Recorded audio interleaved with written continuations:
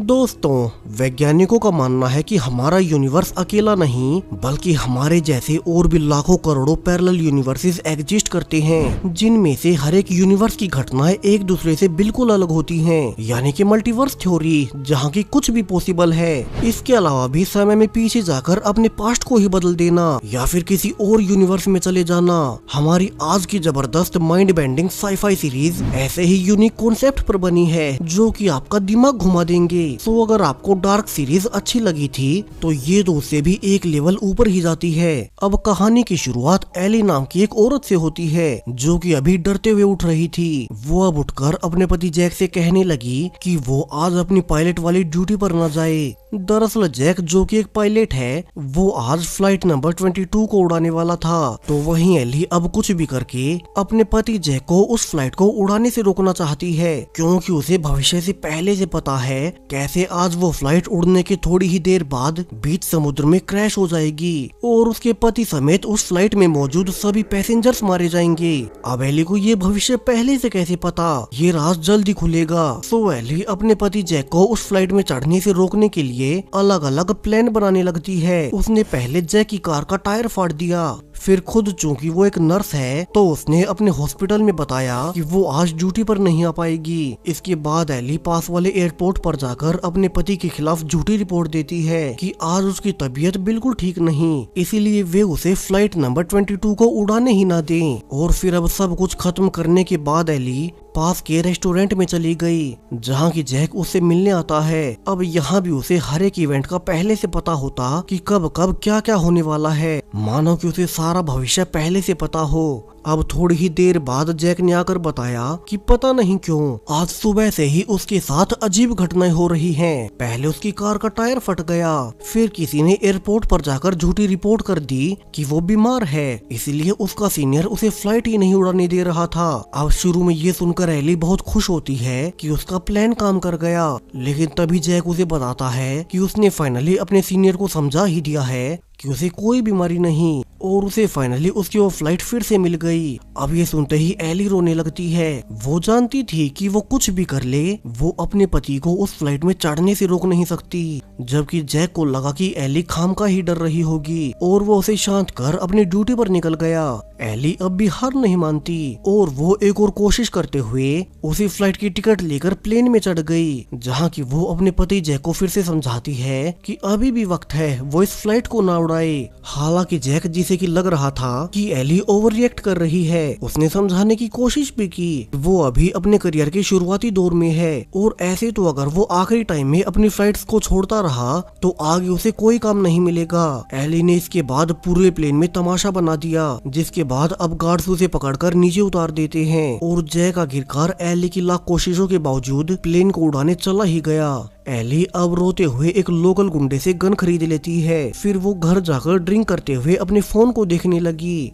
मानो कि उसे पहले से पता हो कि एक तय समय पर क्या होने वाला है, उसके पास किसकी कॉल आने वाली है। वहीं अब तक बाहर भी तेज आंधी और तूफान आना शुरू हो चुके थे और तभी सही वक्त पर फोन की घंटी बजी। एली समझ गई कि कुछ भी नहीं बदला और उसकी फोन उठाते ही उसे एयरपोर्ट अथॉरिटी द्वारा बताया गया कि फ्लाइट नंबर 22 जिसे कि जैक उड़ा रहा था वो अचानक से मौसम के खराब होने से समुद्र में क्रैश हो चुकी है और उसमें मौजूद कोई नहीं बच सका। हालांकि एली को ये सुनकर शौक से ज्यादा निराशा हो रही थी कि वो इस एक घटना को कुछ भी कर ले बदल नहीं पा रही और फिर उसने उसी गन से खुद को गोली मार ली। इसके बाद तो मानो सारा ही समय रुक गया हो। एली की जैक के साथ सारी पुरानी यादें फिर से चलने लगी, कैसे वे कॉलेज के दिनों में मिले थे और एक झटके में एली फिर से अपने बेड पर उठती है। उसका एक हाथ सिर पर था जहाँ की उसने पिछली शाम को गोली मारी थी, जबकि घड़ी में डेट और समय फिर से पहले जैसा ही था। एली के पास जैक सो रहा है, यानी कि एली तो फिर से उसी सेम दिन में उठ रही है और वो एक अनंत टाइम लूप में फंसी हुई है, जिसमें कि हर बार उसे ये पता होता कि कैसे उसका पति जैक फ्लाइट नंबर 22 को उड़ाने जाएगा और फिर वो समुद्र में क्रैश हो जाएगी। सो वो हर बार अलग अलग प्लान बनाकर उसी घटना को रोकने की कोशिश करती है, लेकिन हर बार हर एक लूप में उसका पति मारा ही जाता, फिर चाहे वो इसके लिए कुछ भी क्यों ना कर ले। अब यहाँ से कहानी एक दूसरे परिवार की ओर जाती है, जो कि ऐसी एक तूफानी रात को ड्राइव करते हुए उनकी गाड़ी लेक में जा गिरी। लकीली गाड़ी में मौजूद दोनों ही माँ बेटा हैना और जेकब को सेफली बाहर निकाल लिया गया। लेकिन जब से जेकब उस एक्सीडेंट से निकला था, तब से ही उसके साथ कुछ अजीब होने लगा। दरअसल उसमें अपने पिछले जन्म की यादें लौट आई, जिसका कि अब तक जेकब को भी नहीं पता था। उसकी माँ हैना भी ये नोटिस कर लेती है कि कैसे उसका बेटा एक्सीडेंट के बाद बहुत बदल चुका है। और अब यहाँ से रिवील हुआ कि जब जेकब एक्सीडेंट के दौरान लेक में गिरा था, तो उसमें अपने पुराने जन्म की थोड़ी बहुत यादें लौट आई। और उसका पुराना जन्म कोई और नहीं बल्कि जैक का ही था। वही जैक जिसने फ्लाइट नंबर 22 को उड़ाया था और वो समुद्र में क्रैश हो गई। सेम वही आखिरी याद जेकब में लौट आई। हालांकि उसे सिर्फ वही एक ही घटना याद आई कि कैसे आखिरी बार उसका प्लेन क्रैश हो गया था और सब मारे गए थे। अब जेकब ने रियलाइज किया कि कैसे उसका जन्म ठीक उसी दिन हुआ था जिस दिन वो प्लेन हादसा हुआ, यानी कि जैक का ही जेकब के रूप में दोबारा जन्म हुआ है। और अब पूरे 15 साल बाद जब वो दोबारा पानी में गिरा, तो उसे अपने पिछले जन्म की कुछ यादें लौट आई। वहीं अब जेकब की माँ हैना और उसका पिता क्रिस दोनों आपस में डिवोर्स लेने के बाद जेकब की कस्टडी के लिए केस लड़ रहे थे। इसलिए हैना और परेशान थी कि कैसे जेकब, जो कि उस एक्सीडेंट के बाद इतना बदल गया, तो कहीं जज उसकी कस्टडी उसके पिता को न सौंप दे। ये सोचकर कि जेकब की ये हालत उसकी वजह से हुई है, तो वहीं जेकब ने आखिरकार अपनी माँ हैना को सच्चाई बता ही दी कि कैसे उसमें अपने पिछले जन्म की यादें आ चुकी है। वो पहले एक जैक नाम का पायलट था, जिसका प्लेन 15 साल पहले समुद्र में क्रैश हो गया और उसी दिन उसके वहाँ मरते ही वो हैना के यहाँ पैदा हुआ। अब 15 साल पहले एली का टाइम लूप, जिसमें कि वो अपने पति जैक को बचाने की कोशिश कर रही थी, वो घटना साल 2006 में घट रही है। और अब पूरे 15 साल बाद जैक के दूसरे जन्म में उसे अपनी पास्ट लाइफ का याद आ जाना, ये घटना साल 2021 में घट रही है। और दोनों ही घटनाएं आपस में गहरी तरह से जुड़ी हैं। वो कैसे, हमें जल्द ही आगे पता चलेगा। अब यहाँ से हमें 15 साल और भविष्य का समय यानी कि साल 2036 का टाइम दिखाया जाता है, जहाँ की एक सीक्रेट सोसाइटी, जो कि पुनर्जन्म, मल्टीवर्स और टाइम ट्रेवल जैसे कॉन्सेप्ट पर बाहर की दुनिया से छुपकर रिसर्च कर रहे थे। दरअसल इस सीक्रेट ग्रुप में सिर्फ वे ही लोग शामिल हो सकते हैं जो कि मरने से बाल बाल बचे हों या फिर जिन्हें नियर डेथ एक्सपीरियंसेस हुए हों। अब इस ग्रुप के लीडर का दावा है कि वो मल्टीवर्स के किसी भी यूनिवर्स में न सिर्फ वहाँ की घटनाओं को जान सकता है, बल्कि अगर वो चाहे तो अपने लोगों को वहाँ भेज भी सकता है। यहाँ काफी सारे लोगों का उस पर पूरा भरोसा भी था, इसलिए वे इस ग्रुप से जुड़ गए। अब आज जो 3 नए मेंबर्स इस ग्रुप में शामिल होने आए थे, इनमें से एक लड़की मैरी भी है। उसे भी बाकी लोगों की तरह आंखें ढककर इस फैसिलिटी में लाया गया ताकि कोई यहाँ तक आने का रास्ता न देख सके। और इसके बाद जब उसे बाकी सब के साथ सिलेक्ट कर लिया जाता है, तो अब से उसे इसी सीक्रेट फैसिलिटी में रहना होगा। हालांकि मैरी बाकी सब से अलग थी। दरअसल वो कोई आम लड़की नहीं, बल्कि वो तो यहाँ एक सीक्रेट एजेंट बनकर आई है ताकि वो इस ग्रुप को पकड़वा सके। और उसे खुद पर पूरा भरोसा भी था कि कैसे यहाँ का लीडर लोगों को बेवकूफ बना रहा है। उसके अनुसार मल्टीवर्स जैसा कुछ नहीं होता।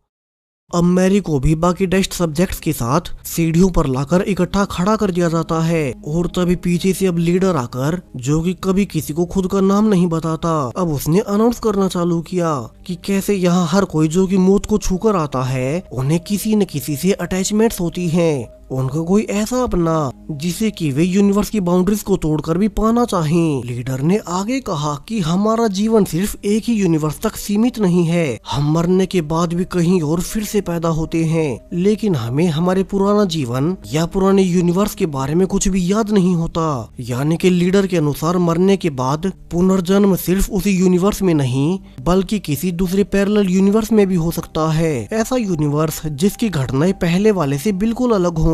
अब मैरी, जिसे कि लीडर की बातों का भरोसा नहीं था, लीडर ने उसी के कंधे पर हाथ रखकर बोला कि अगर उन्हें अपनी पुरानी लाइफ और दूसरे यूनिवर्सेस के बारे में जानना है तो उनमें से हर एक को उस पर पूरा भरोसा करना। अब मैरी हैरान थी कि लीडर ने उसी को ये क्यों बोला। अभी लीडर खुद ही मैरी से कहने लगता है कि उसे पता है मैरी यहाँ कुछ और इरादे से आई थी, लेकिन वो जल्द ही उस पर पूरा भरोसा करने लगेगी। तभी मैरी को बाकी लोगों की तरह उसका कमरा दिखाया जाता है, जहाँ की उसे बाहर के कपड़े उतार कर सिंपल कपड़े पहनने होंगे। और इन सब के बाद अब लीडर खुद मैरी से पूछता है कि उसका यहाँ आने का इरादा होता क्या था। उसे पता है मैरी उसकी बातों का बिल्कुल भरोसा नहीं करती। अब लीडर की ये सब कहने पर मैरी ने उन्हें सब सच बता दिया कि वो तो उन पर पिछले कई महीनों से रिसर्च कर रही थी और वो अब एक अंडरकवर एजेंट बनकर यहाँ आ गई ताकि उनके ग्रुप की सच्चाई जान सके।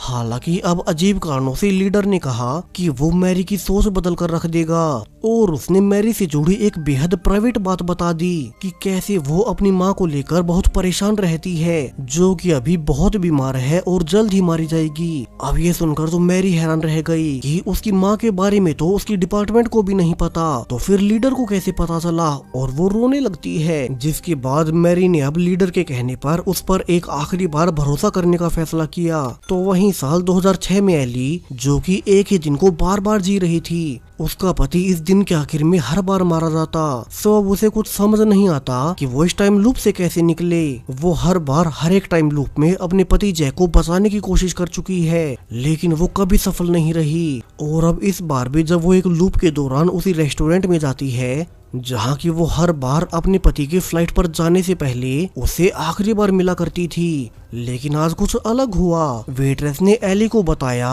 कि उसकी टेबल नंबर 24 पर ऑलरेडी कोई उसका इंतजार कर रहा है, जिससे एली को बहुत हैरानी हुई क्योंकि ये आज पहली बार हो रहा था और वो समझ गई कि ये कोई नॉर्मल लूप नहीं हो सकता।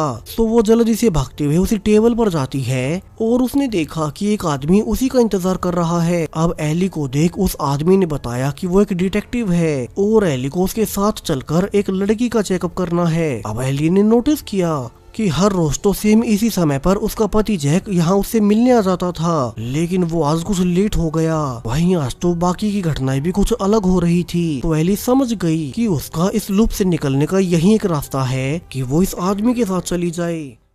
फिर वो उसके साथ हॉस्पिटल में जाने लगती है। हालांकि वो अब जाने से पहले एक आखिरी बार अपने पति जैक को गले भी लगाती है, क्योंकि उसे पता था कि ये लूप खत्म होने के बाद उसके पति जैक की मौत और वो प्लेन वाला एक्सीडेंट परमानेंट हो जाएगा। वहीं अब तक तो वो अंदर ही अंदर समझ भी चुकी थी कि चाहे वो कुछ भी कर ले, वो अपने पति की मौत को टाल नहीं सकती। तो वो अब जल्दी से उस आदमी के साथ हॉस्पिटल में चली गई। लेकिन अब इस हॉस्पिटल में आकर एली को बहुत अजीब लग रहा था। उसने आगे जाकर देखा कि कैसे एक लैब में एक बंद बैग में एक बॉडी हिल रही है। अब एली ने नोटिस किया कि किसी ने लैब का दरवाजा बंद कर रखा था। सो वो उस अनजान आदमी से कहने लगी कि लैब के अंदर वाले बैग में कोई आदमी अभी तक जीवित है। सो उन्हें जल्दी से अंदर जाकर उस बैग को खोलना होगा ताकि उसे सांसें आ सके। लेकिन अब वो आदमी एली को उस गेट की चाबी दिखाते हुए कहता है कि उसे यहाँ से 2 ऑप्शन चुनने होंगे, और उसने रिवील करना शुरू किया कि उस बैग में कोई और नहीं बल्कि एली की ही फ्यूचर डॉटर है।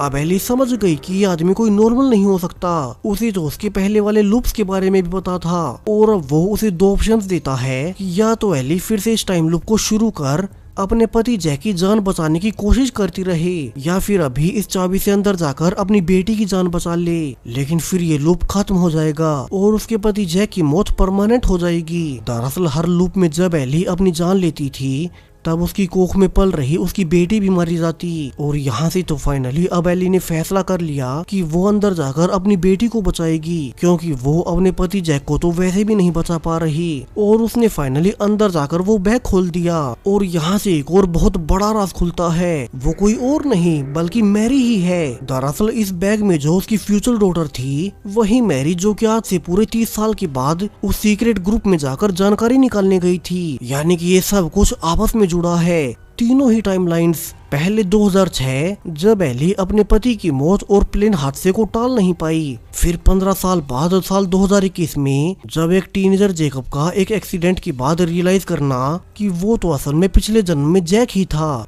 और अब आखिर में 15 और साल के बाद यानी कि साल 2036 में बड़ी मैरी का उस ग्रुप से जुड़ना जिसका की लीडर दावा करता है कि वो किसी को भी दूसरे यूनिवर्सिटीज में भेज सकता है। ये तीनों ही टाइमलाइंस, ये सारी घटनाएं आपस में कनेक्टेड हैं। अब वो कैसे, कहानी की सारी परतें एक एक कर खुलने वाली हैं। वहीं अब मैरी, जो कि साल 2036 में उस सीक्रेट ग्रुप के साथ जुड़ चुकी थी। वहाँ पर उसे पता चला कि कैसे यहाँ तो लीडर एक एक कर टेस्ट सब्जेक्ट्स को चुनता है और फिर वो उन्हें उनकी विश के अनुसार किसी भी ऐसे यूनिवर्स में भेज सकता है जहाँ पर कि उनकी लाइफ सबसे अच्छी चल रही हो। वहीं उसे बताया भी गया कि लीडर ने कहा है मैरी अपने नंबर आने से पहले एक आखिरी बार बाहर जाकर अपनी बूढ़ी माँ एली को देखाए, क्योंकि जल्द ही उसे भी चुना जाएगा और फिर तो मैरी इस यूनिवर्स में ही नहीं रहेगी। सो मैरी अब यहाँ से बाहर जाकर अपनी माँ एली के अपार्टमेंट में गई, जहाँ की एली अब तक बहुत बूढ़ी हो चुकी थी। इसके साथ ही वो अक्सर बहुत बीमार भी रहती है।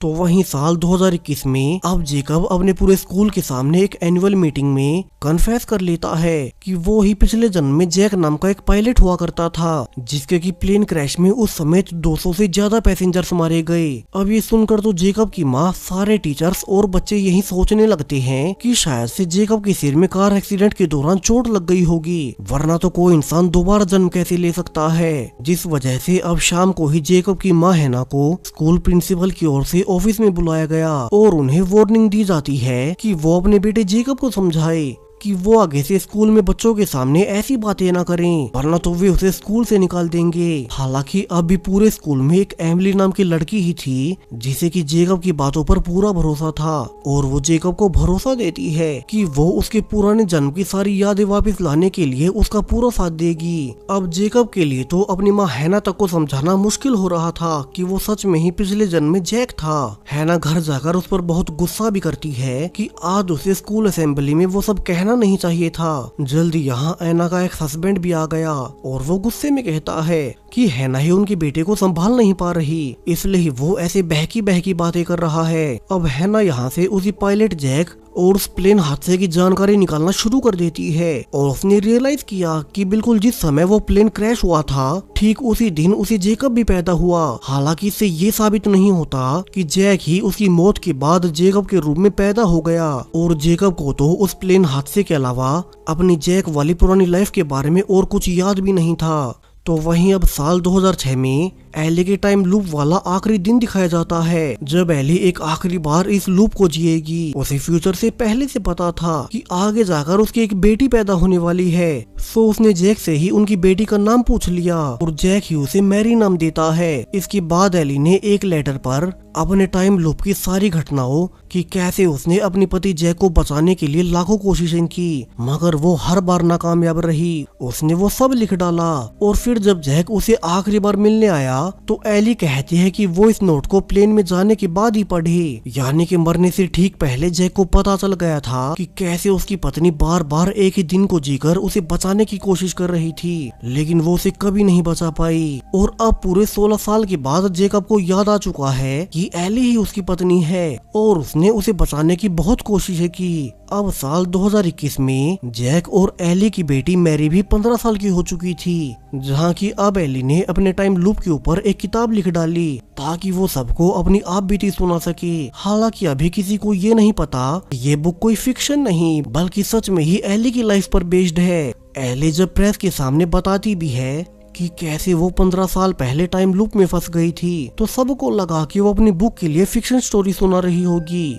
वहीं एली अब भी अपने पति जैक को याद करती रहती है जो कि उस प्लेन हादसे में मारा गया था, जबकि उसकी बेटी मैरी तो हमेशा अपनी माँ के प्यार के लिए तरसती रही। दरअसल उस टाइम लूप से निकलने के बावजूद एली पर उसका गहरा प्रभाव पड़ गया, जिससे कि वो अपनी बेटी मैरी पर कभी ध्यान नहीं दे सकी। उल्टा वो अपनी बेटी को हमेशा कहती रही कि काश वो उसके पिता जैक को बचा पाती और उसे इसका हमेशा मलाल रहेगा। अब साल 2036 में बड़ी मैरी जो कि लगभग 30 साल की हो चुकी है, वो लीडर के कहने पर एक आखिरी बार अपनी माँ से मिलने पहुंच गई, जहाँ की बूढ़ी एली कहती है कि वो बहुत बीमार है, सो मैरी को उसके साथ होना चाहिए। लेकिन मैरी ने कहा कि उसने अपनी पूरी ही लाइफ ये सुनते हुए बिता दी है कि कैसे उसी की वजह से उसकी माँ एली को जैक को खोना पड़ा, इसलिए ही अब वो सब कुछ छोड़कर लीडर के साथ उनके ग्रुप में शामिल हो रही है। अब मैरी ने जाने से पहले अपनी माँ के लिए एक रिकॉर्डिंग छोड़ दी और जब एली अकेले में उस रिकॉर्डिंग को सुनती है तो मैरी ने सब बताया कैसे वो पहले FBI के साथ मिलकर इस सीक्रेट ग्रुप के ऊपर जांच पड़ताल कर रही थी और उसे एक बेहद ही अजीब बात पता चली कि साल 2006 में जिस फ्लाइट नंबर 22 का उसके पिता जैक के साथ क्रैश हुआ था तब उस फ्लाइट का डिस्पैचर कोई और नहीं बल्कि लीडर ही था, जो कि अब लोगों को दूसरे यूनिवर्स में भेजने की बातें करता है। यानी कि सब कुछ आपस में ही कनेक्टेड है। लीडर खुद भी उसी फ्लाइट नंबर 22 का डिस्पैचर रहा था, जिससे कि ये पूरी कहानी शुरू हुई। दरअसल डिस्पैचर वो पोस्ट होती है जो कि एयरपोर्ट के कंट्रोल रूम में बैठकर लगातार पायलट के साथ कांटेक्ट में रहता है। इसलिए शुरू में मैरी खुद उसके ग्रुप से जुड़ने जा पहुंची। अब मैरी ने आगे कहा कि अगर सच में लीडर उन्हें कहीं भी भेज सकता है तो वो किसी ऐसे यूनिवर्स में जाना चाहेगी जहाँ की उसके पिता की मौत ना हुई हो और वहाँ सब कुछ अच्छा हो। और मैरी ने एक आखिरी मैसेज भी दिया कि अगर वो अपनी माँ को फिर कभी ना मिले तो एलिस समझ जाए कि उसकी बेटी अब इस यूनिवर्स में ही नहीं है। तो वहीं साल 2021 में जेकब, जिसे कि अपने पुराने जन्म की सिर्फ कुछ ही बातें याद थी, अब उसे उसकी दोस्त एमिली ने सुझाव दिया कि चूंकि उसे पहले पानी में गिरने से ही अपना पिछला जन्म याद आया था, तो फिर तो उसके फिर से पानी में जाने से और यादें लौट सकती हैं। तो वहीं घर पर जेकब का पिता क्रिस फिर से हैना के करीब आने की कोशिश करने लगता है ताकि उनका परिवार फिर से एक हो सके। लेकिन हैना ने ये कहकर मना कर दिया कि अब वे आगे फिर कभी एक नहीं हो सकेंगे और क्रिस इसकी कोशिश भी न करे। लेकिन अब क्रिस के वहाँ से जाते ही रिवील हुआ कि हैना तो इसलिए क्रिस से अलग हुई थी क्योंकि वो खुद एक दूसरी औरत से प्यार करती है, यानी कि वो स्ट्रेट नहीं थी, जिसके बारे में अभी उन दोनों के अलावा और किसी को नहीं पता। तो वहीं साल 2036 में अब मैरी फिर से लीडर के पास उसी सीक्रेट फैसिलिटी में आ जाती है। यहाँ उसने देखा कि उससे पहले एक और आदमी का नंबर था जिसे कि लीडर दूसरे यूनिवर्स में भेज देगा। अब यहाँ से मैरी ने सब नोटिस करना शुरू किया कैसे इस पूरे ही प्रोसेस में कई सारी स्टेजेस होंगी। पहले लीडर अकेले में उसे सब समझाएगा और फिर उसे एक शांत कमरे में ले जाकर एक ऐसी दवा लेनी होगी जो कि मन को शांत कर सके और फिर उसे अपने अंदर की आवाज से वो ड्रॉ करना है जैसी दुनिया उसे हमेशा से चाहिए थी। इसके बाद लीडर फिर से सब्जेक्ट को उसके इस यूनिवर्स के पास्ट और फ्यूचर के बारे में सब बता देगा कि अगर वो यहाँ रुक गया तो उसकी लाइफ में आगे क्या होने वाला है। और फिर आखिरी स्टेप में उस सब्जेक्ट को अपनी मर्जी से जान देनी होगी। अब ये जानकर तो मैरी डर गई। उसे लगा कि कहीं ये सब कुछ कोई चाल तो नहीं, क्योंकि अगर कोई मारा ही गया तो इसकी क्या गारंटी है कि वो दूसरे यूनिवर्स में पहुंच गया होगा। यहाँ से तो मैरी का सारा ही यकीन जो कि उसे लीडर पर हुआ था वो फिर से हिलने लगा। लीडर उसे अकेले में कहता भी है कि यही उसका प्रोसेस है और अगर मैरी ना चाहे तो उसे इसमें शामिल होने की कोई जबरदस्ती नहीं, वो कभी भी यहाँ से जा सकती है। लेकिन वो इससे पहले कम से कम उन स्टेजेस को पूरा करे जिसमें कि वो उसके पास्ट और फ्यूचर को दिखाएगा। उसमें मैरी खुद समझ जाएगी कि वो सच बोल रहा है। वहीं अब साल 2021 में हैना के पास एक न्यूज़पेपर से मैसेज आया कि जो कुछ भी जेकब कह रहा है वो सब सच है, उसका सच में ही पुनर्जन्म हुआ है और वे उससे मिलकर सब सच जान सकते हैं। तभी अब हैना के उसे कांटेक्ट करने पर वो आदमी उनके घर पर आ जाता है। उसके बाल और दाढ़ी बहुत बड़े हुए थे और वो व्हील चेयर पर चल रहा था। यहाँ से रिवील हुआ कि वो कोई और नहीं बल्कि लीडर ही था। वही लीडर जो कि 15 साल के बाद साल 2036 में लोगों को दूसरे यूनिवर्स में भेजने का दावा करेगा। अब लीडर पहले साल 2006 में फ्लाइट नंबर 22 का डिस्पैचर रहा था और अब 15 साल के बाद उसे जेकब के बारे में पता चल गया कि वो जैक का ही पुनर्जन्म है। फिर 15 और साल के बाद यानी कि साल 2036 में वो जैक और एली की बेटी मैरी को अपने ग्रुप में शामिल करेगा। यानी कि लीडर शुरू से ही इस पूरी कहानी से जुड़ा है। वो कैसे, ये राज कहानी में आगे रिवील होगा। अब लीडर ने हैना को राज खोला कि जब वो 15 साल पहले एयरपोर्ट पर काम किया करता था तो एयरपोर्ट वालों ने उस प्लेन हादसे को हाईजैकर्स का काम बता दिया, जबकि लीडर को पता था कि वो प्लेन क्रैश उनके टेक्निकल एरर से हुआ है। सो लीडर ने अपने सीनियर से रिक्वेस्ट की कि वे मारे गए पैसेंजर्स की फैमिली को झूठ न बोले, लेकिन तब उसकी किसी ने नहीं सुनी। तो अब लीडर ने जेकब से कहा कि वो जल्द से जल्द अपनी जैक वाले सारी मेमोरीज को वापस ले आए। लीडर ने बताया भी कि कैसे वो 15 साल पहले हुए उस प्लेन हादसे की वजह से अब तक बहुत दुखी रहता है और कभी खुश नहीं रहा। हालांकि अब लीडर के जाने के बाद जेकब ने ध्यान दिया कि उसकी वजह से उसकी फैमिली सब परेशान हो रहे हैं। सो उसने फैसला कर लिया कि वो अब से ही जैक वाली मेमोरीज को याद ही नहीं करेगा और सिर्फ अपने पेरेंट्स और दोस्तों को खुश रखने के लिए जेकब अपने पुराने जन्म को पीछे छोड़कर अब आगे की लाइफ पर फोकस करेगा। हैना और उसका पिता क्रिस भी इससे बहुत खुश थे कि फाइनली उनका बेटा अब फिर से नॉर्मल हो रहा है। लेकिन अब जब जेकब खुद ही अपनी पुरानी लाइफ को पीछे छोड़ना चाहता था कि एक दिन जब वो अपने स्कूल में स्विमिंग क्लासेस ले रहा था तो उसकी क्लास के कुछ बच्चे उसे पानी में डुबाने की शरारत करने लगते हैं और इसे एक इंसिडेंट ने वो कर दिया जो कि जेकब शुरू से चाहता था। दरअसल जब वो पहले अपनी माँ के साथ पानी में गिरा था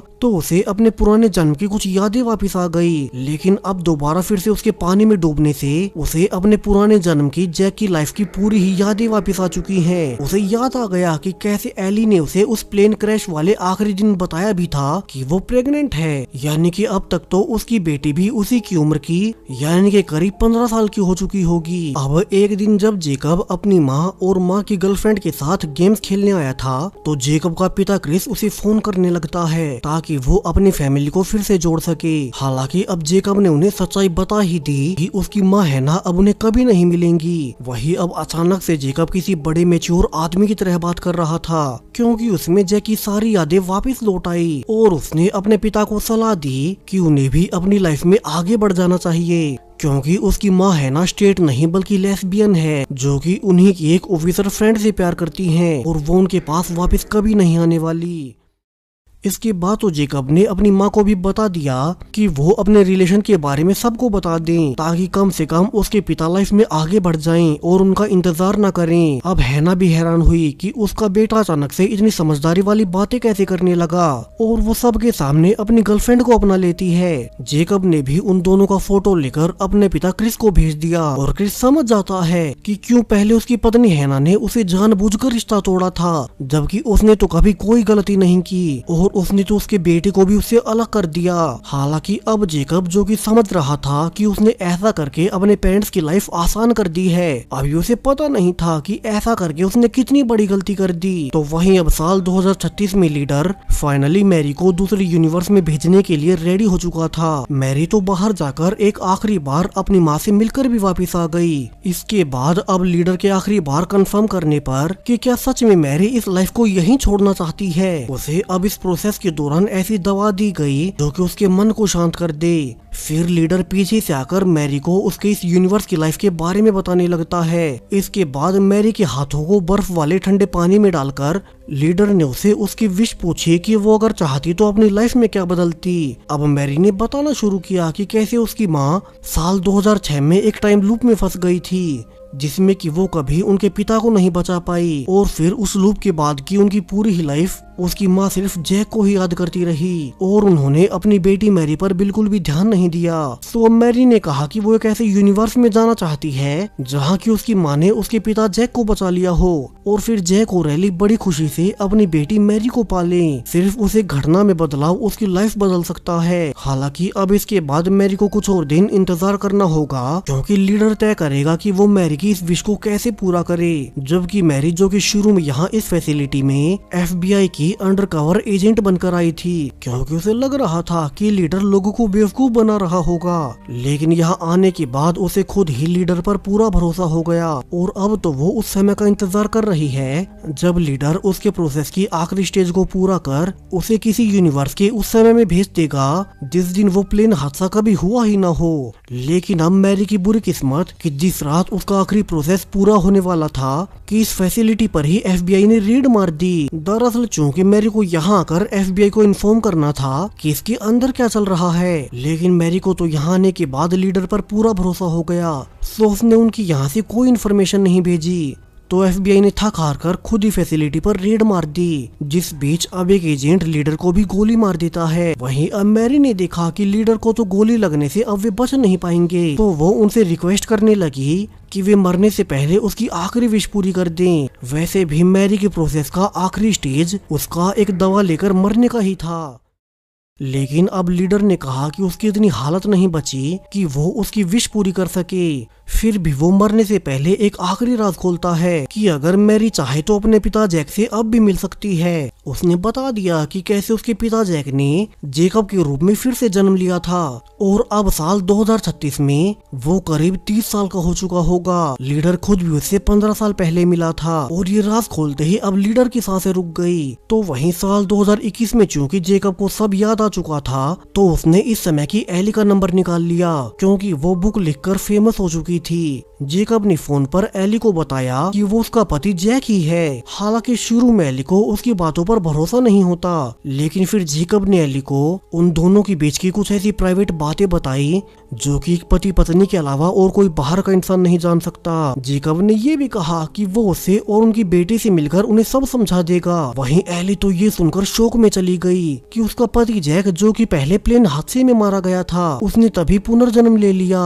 उसे इसकी खुशी भी हुई, लेकिन सबसे बड़ी प्रॉब्लम ये है कि अब उसका पति जैक तो सिर्फ 15 साल का लड़का है। तो वहीं एमिली, जो कि जेकब को पसंद करती है, उसे भी इससे बहुत बुरा लग रहा था कि जेकब को पिछले जन्म की यादें आने से वो अपनी पुरानी पत्नी के पास चला जाएगा। तो वहीं साल 2036 में मैरी को पहले से पता नहीं था कि जेकब ही उसका पिता है, जबकि उसकी माँ को तो ये सच्चाई साल 2021 में ही पता चल गई। तो उसने ये सब मैरी को क्यों नहीं बताया? साल 2021 में ऐसा क्या हुआ था कि वे कभी एक नहीं हो सके? अब यहाँ से साल 2021 का वही समय दिखाया जाता है जब जेकब ने एली को ये यकीन दिलाकर कि वो उसी का पति है, वो एली और उनकी बेटी मैरी को एक होटल में मिलने बुलाता है। हालांकि एली और जेकब, उन दोनों के लिए ही ये मुलाकात बहुत वियर्ड होने वाली थी, क्योंकि अब उन दोनों की उम्र एक दूसरे से बहुत अलग है। उल्टा जेकब तो अब अपनी ही बेटी मैरी की ही उम्र के बराबर हो चुका था। सो एली अब अपनी बेटी मैरी के साथ उसी होटल में जेकब से मिलने जाने लगती है। तो वही लीडर भी इस वक्त में उसी होटल में रहा करता था। तो इससे आगे क्या होगा? जेकब, जो कि जैक का पुनर्जन्म है, वो अपनी पत्नी एली, जो कि उसी उम्र में बहुत बड़ी थी, और बेटी मैरी, उनकी मुलाकात कैसे होगी? वही लीडर का उनसे क्या कनेक्शन है? साल 2006, 2021 और 2036, ये तीनों ही टाइमलाइंस एक दूसरे से कैसे इफेक्ट हो रही हैं? सब कुछ रिवील होगा इस जबरदस्त मिस्ट्री सीरीज के दूसरे और आखिरी पार्ट में, जिसमें कि इस पूरी कहानी के सारे ट्विस्ट खुलेंगे। सो उसके लिए कमेंट्स में पार्ट 2 लिखते जाएं। साथ के साथ चैनल को अभी सब्सक्राइब करें इस सीरीज के फाइनल दूसरे पार्ट और भी ऐसे ही जबरदस्त सीरीज के लिए। Thank you.